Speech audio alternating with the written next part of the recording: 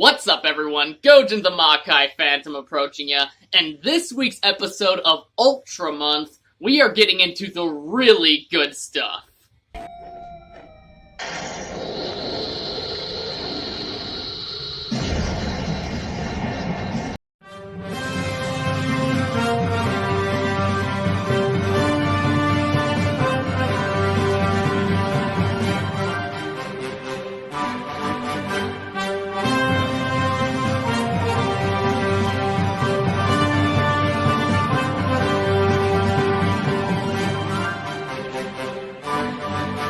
In 2007, a card-centric video game would come named Mega Monster Battle Ultra Monsters. In this game, you would have something similar to PlayStation's Godzilla Trading Battle in 1998, where the player essentially controls monsters with cards only to make their way into a cutscene in the line of Duel Masters.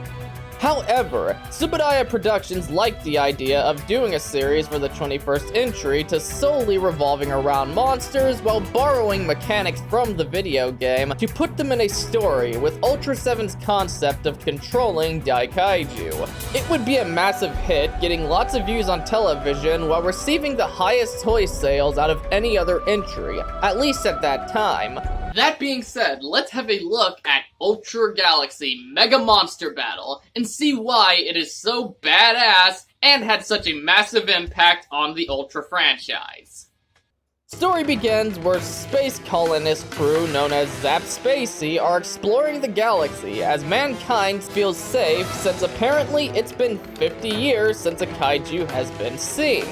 However, after crash landing into a mysterious world, they find that it is ran by Daikaiju and Sajin, only to come across a unique survivor that has a strange power to control some in battle. This being we come to know as Ne, who lost his memory in this bizarre wasteland. So as the captain wins him over to their side, they have to work together to rediscover his memories and what connects him to the frozen giant at the mountains. It is in my opinion that the story to Ultra Galaxy is as engaging and suspenseful as the series could be.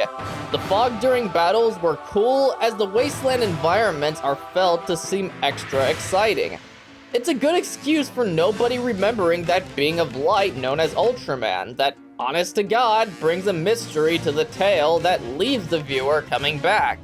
Being an Ultra show without Ultraman, Ne nearly serves that place while having his own worth. The crew just come to a destroyed Earth, and so they don't know all that went on with Ultraman and why someone is able to fuse with a monster to fight others. Which, by the way, not only does it keep aspects of Ultraman there without being straight up Ultraman, I'm glad they revived that aspect from 7 that inspired stuff like Pokemon and Digimon. The team is just as confused as we are, so in many ways, we can relate to them on finding all of this out, with a hero who doesn't even trust them from the first 1.5 episodes, and it takes the right procedures for trust on both ends to be earned. However, the 13-episode length does become apparent as a few plot points I think probably could have used another episode or two to fully dive into. Like, this is a major character arc, and while the development between our cast members is perfectly fine the pace it's going at, a threat like Bemstar having that history should have been around longer before getting dog-washed by Gomora. Don't get me wrong, the main plot points move fluid as can be, and I'm glad the series wastes no time on filler, as it's far easier to consume. Big reason I included it in Ultramonth, since so many entries would take so long attempting to include. But some important stuff are just revolved in over 20 minutes. Needless to say, I wasn't fond of that. It doesn't need to be super lengthy, hell, not even a runtime like Orb or Jeet is necessary. Just another hour would have been fine. But outside of that, the mystery to be found is what drives the story, so it is why the short amount of episodes work in its favor. It's about the crew gradually uncovering what happened to Earth and Ne finding out who he once was.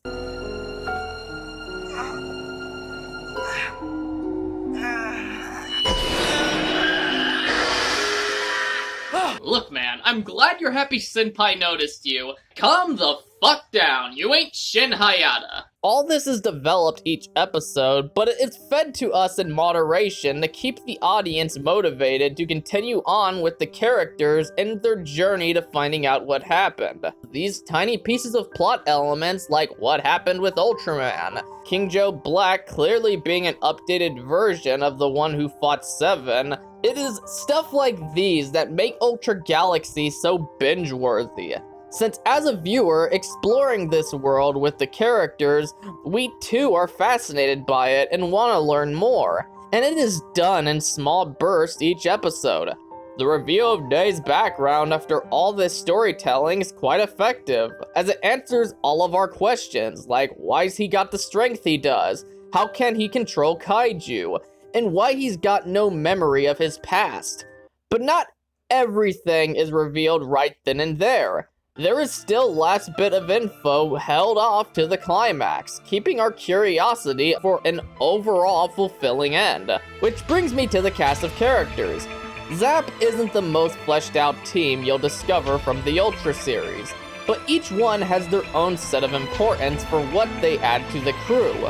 Day and the crew have a lot to teach each other, and with the captain being what brings Day to their team, they don't fully understand him, nor does he understand their technology, not touching a gun in his life, but having a leap of faith, trust on both ends is eventually earned. We even learn with Haruna being the most judgmental towards Day joining their circle, the crew was already skeptical of her in the past. So it's a connection we can bring with these characters as a way to trust the captain. Both characters being extremely stubborn allows for a mutual set of emotions where both need to earn one another's trust despite what one might believe. But it's amusing seeing the aggression on both ends since he already has issues with them of his own, so he doesn't give a fuck what she thinks. This is a perfect start to an ongoing build of trust throughout the show, so that makes her handing it to him to defeat Noronga that much more satisfying. They got a wide set of traits in common, thus end up becoming the closest friends.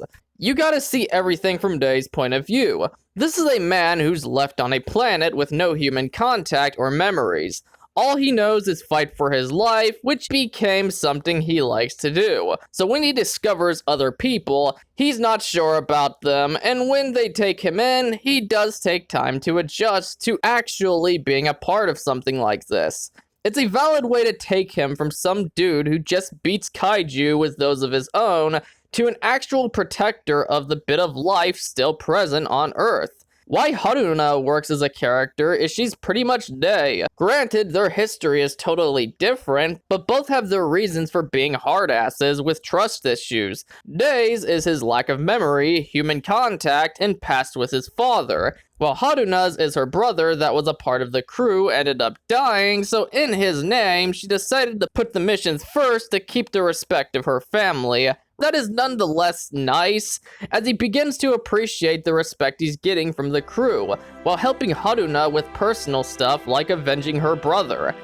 He'd done something for her, and in return, he realized he should be more honest about his feelings, instead of going on about, oh, I did this for me, I don't care about you guys. The cast on the team mainly revolves around their dynamic. They're more than just a team who fights kaiju and explores the galaxy.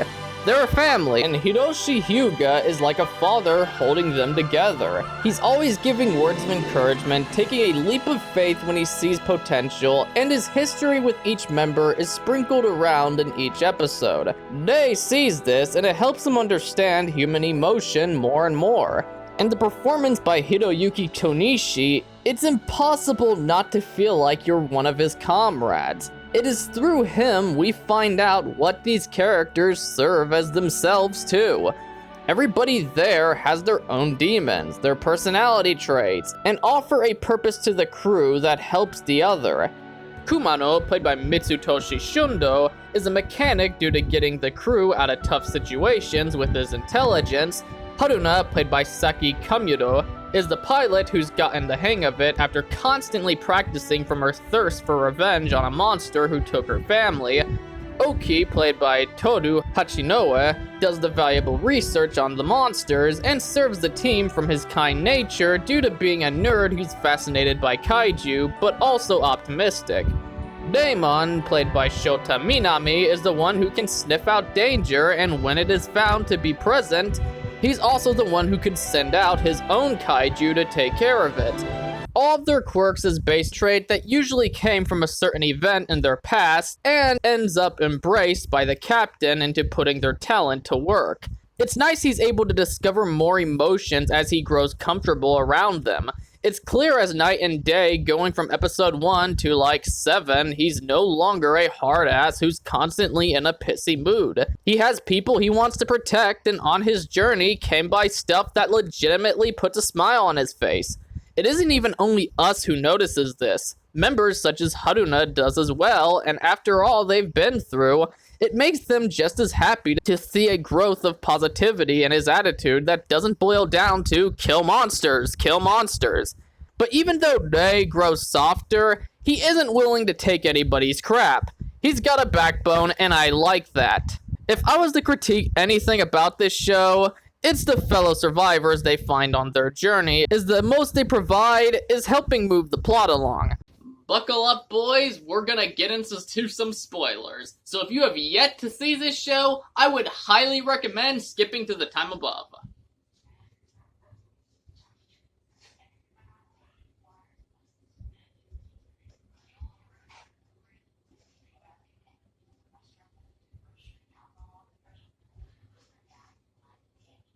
It's nice seeing Haruna reunite with her brother since it brings closure to her journey, and overall, it is a sweet moment. But in the end, he himself doesn't do much, and those with him, I can't even really give them that. They're just survivors, and that's it. They're necessary in the way it's more convincing he'd return with another group, but they're so goddamn disposable you could replace them with a kitchen table and not much would change. We are introduced to a rather intimidating villain, Kate, who's brought to screen by actress Mayu Gamo that you probably recognize as Kasumi Tachibana in Kamen Rider Hibiki, or Succubus Hells from Tokuso Sentai Deca Ranger, who uses fire gulza as a weapon. In fact, he's her Gomura, but worse. It was a good idea to introduce us to her at a semi-early point in the show, considering something with less than 20 episodes, there isn't any room for filler. But she comes at a point to give time for their dynamic to build upon, and for the game she plays, I think this was a smart writing decision. The way she communicates with Rei, even he struggles to grasp, and with her borderline satanic voice, it's unsettling and almost horror-esque to hammer in how dangerous she can be.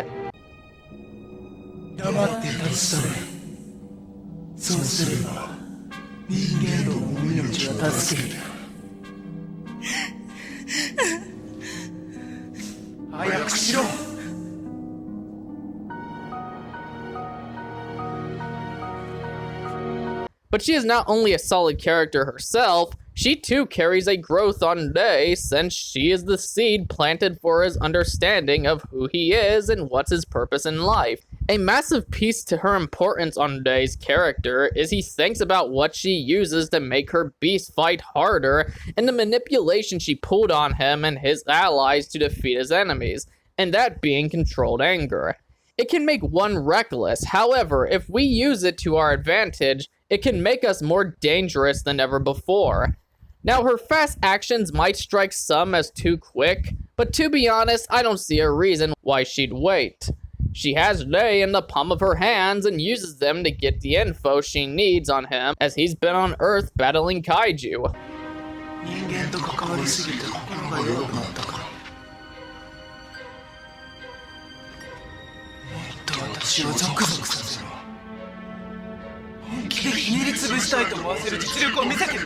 Ew, does she get off to this shit? Just wait till she sees Pokemon. Oh shit. The entire crew does give a solid performance for their respected roles, with Gamu having the time of her life, but nonetheless intimidating, Shota Minami beginning stoic and attitude-driven to more lively and caring, Saki Kamuro, while one moment I think she forced tears out for the scene, I'd put that on the director's hands, since in 99% of cases, she's appropriately lively and brings the role to life. The galactic aspects to the visuals, while super dated, it was nice to see Subudaya Productions push their budgetal boundaries to create a world of such detail around it. to bring such a wasteland appearance. However, it can be argued it relies a bit too much on them, since in a lot of cases it's necessary, but sometimes the green screen effects stick out like an infected pimple on an ape's ass when they could have just shot it at an actual location. The CGI battles with the bird was pretty neat. Nothing too crazy, extremely tribalistic, and a good way to lure in the audience before gifting us with what we really came for. I do wish they would have used a practical effect at some parts, since in the sky doing all this crazy shit, I totally understand why they went the CGI route. But on angles where it's laying on the ground in agony, they could have created something that we could look at. But on the bright side, it's consistent, so maybe I shouldn't complain too much. Speaking of the post-apocalyptic nature, the world in Ultra Galaxy is quite a sight. If you were curious what the end of the world would look like with no humans, this delivers. I mean, sure, kaiju stuff tackled apocalyptic stories with alien invasion and Godzilla Final Wars, or even Lovecraftian beast in Ultraman Tiga having an attempt to end the world. But this is the first time we actually seen one that took place, where it's nothing but rubble and giant monsters roaming around. It's potential the Ultra series can totally handle. It's all a destroyed wasteland, so if big monsters destroying cities is what you seek, you're sadly mistaken. However, a part of this is what makes Ultra Galaxy so special.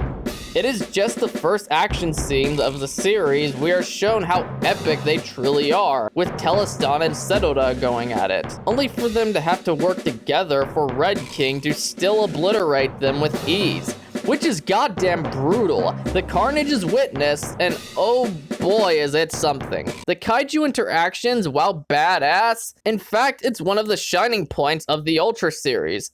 It isn't afraid to tread on some goofy places to acknowledge it's still a fun experience about kaijus battling.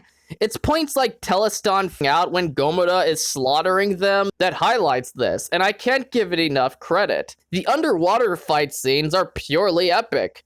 If you ain't fond of the more realistic shot versions you'd come to expect in 90s Godzilla movies, these offer the scenery with action in a traditional sense, only in a different gravity, and it's neat.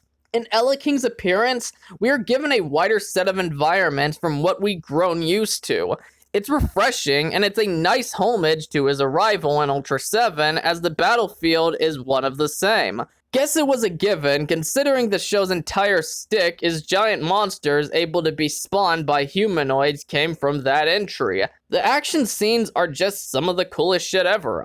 Hell, for as good as the production value was for a TV show of this era, I was still shocked with some things they accomplished with it. Like the multiple Sidoras. I don't know if they made multiple suits or used some sort of green screen effect and put it under fog to help it stand the test of time. But Goza mowing through that army certainly tells us we're in for an aggressive foe. And man, it doesn't take the strongest opponents to Ultraman in any way lightly. Zeton is acknowledged to be the biggest threat the OG has ever faced, being he actually killed him in the original show, and King Joe is known for the hell he gave Seven, all thanks to Oki's research. They really do Zeton justice, I must add.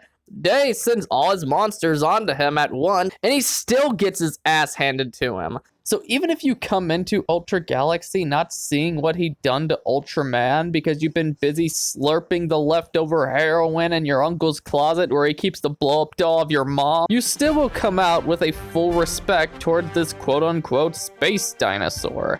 Jesus, we see Ultraman's strongest opponent take on Sevens. It's as badass as one would guess. You can see by their fighting techniques both are on equal ground in strength, and it's nerdgasm inducing. This show has made me love Gomora even more than I already have. He's badass, his finishing moves have a sense of power going on, and his overall fuse with Rei was beneficial. EX Gomora is easily the coolest form of the character. His reasons for that transformation is awesome, and just by seeing his design, you know a powerhouse is on its way. In fact, it takes King Joe Black and Zeton to team up to take him on. and they still get pummeled. But it's a power that's earned. It requires so much from Kate and Zeton to bring that side out of Day. It sure as hell delivers, to say the least. We even get into the lore of these giant beasts as creatures, as like animals, some are more capable in certain environments than others, which provides a reason for Day to have multiple kaiju to weaponize. Soundtrack to every point leading towards a monster fight is some of the most epic work the franchise has to offer. It reminds me of something from Godzilla Final Wars with its blend of atmospheric and blood pumping that goes for the character building moments as well. I feel at every given chance, it highlights how we are supposed to feel at that point in time. An example would be the part Kate attempts to ruin the built trust between Day and Zap by lying about him and telepathically making him keep his mouth shut if he wanted them to be spared. この男よ全て思い出したのこの男が怪獣を操って街を襲った Yeah, pal, you see that bullshit you're witnessing? That's what we Earthlings call cancel culture. Oh, trust me, you'll get used to it. Just ask our boy Johnny Depp. The opening is absolutely epic. It delivers some really cool kaiju fights that gives an idea what the series offers, but are all made for the intro to avoid spoiling future combat, with a theme that screams adventure across the galaxy.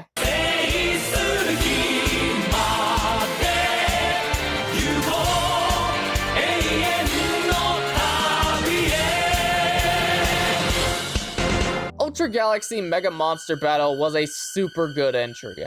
It's not by any means perfection, since a few important characters could have used a better dynamic. It relies a bit too much on visual effects, and some stuff like a small Ella King spawning to save the ship just happens with no explanation. But that being said, the action scenes are some of the best out of any Ultra entry. You have that balance of new and old monsters to keep things exciting. The main characters have great chemistry with one another, and the world it uses is nothing less than interesting. I really like this show, and I would highly recommend checking it out, especially if you're more about kaiju beating the hell out of each other than giant humanoid aliens battling kaiju. Me, I love both, but going this direction I found to be a nice change of pace. Plus it spawned a movie that created my favorite Ultraman, that being the Dark Belial. So with that being said, I'm gonna award Ultra Galaxy Mega Monster Battle a solid 8 out of 10 stars. Anyway, that was it for this episode. Please comment your thoughts down below, and if you enjoyed it, please smash that like button, share it around, and subscribe. Please hit that bell for notifications to keep up to date on all my future content. Also check me out on social media and alt tech. Links are in the description down below alongside Anime Anteiku. They have been very helpful to the growth of this channel and I cannot thank them enough. So if you're into anime and occasional posts of other nerdy shit, I think you will enjoy them. This is Gojin the Makai Phantom, leaving the building.